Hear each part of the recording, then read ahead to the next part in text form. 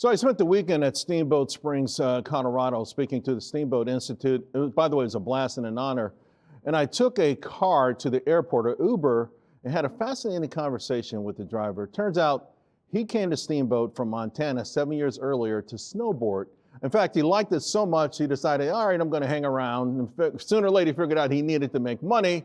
So he started driving, but that wasn't enough. And he actually ended up starting his own transportation company. Now, mind you, this guy came across as a 50-year-old hippie whose main passion is snowboarding. This is an old dude, but he's in great shape. In fact, the 24-25 season, he and a couple of friends hit the slopes 150 days in a row. I think that was a record. His business, though, began to take off, and he started to embrace capitalism while he's been up there. And although he doesn't trust the stock market, he does own hard assets. He likes real estate, and he thinks that's the way to go.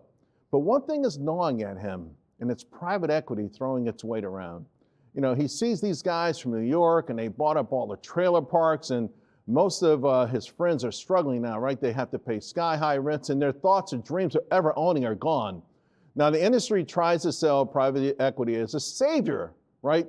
It significantly improves guest experiences and facilities and things like that, but I don't really know any industry where that's really been true. They cut costs, but you think like hospitals, they don't really make things better.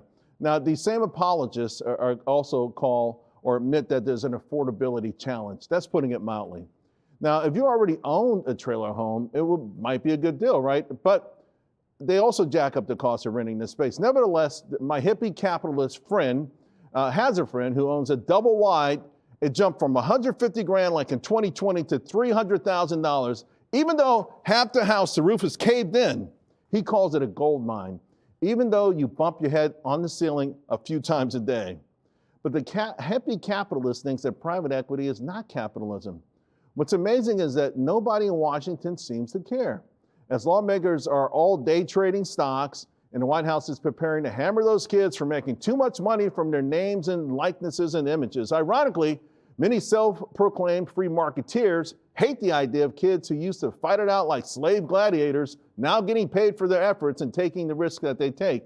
They say they're messing up the purity of the game, even though the ratings in that last championship were through the roof. Also, the ratings climbed last year. While they were climbing, private equity shares were plunging. If you bought $10,000 worth of Apollo in December 2024, it'd be worth $6,200 today. Still, the CEO got paid a lot of money. Blackstone CEO got paid $1.2 billion. Now, I'm not sure how long this double standard can stay in place. It's been around for a long time. I am worried, though, that if it spills over, private equity ultimately will get a bailout while everything else collapses. By the way, even that $300,000 double wide.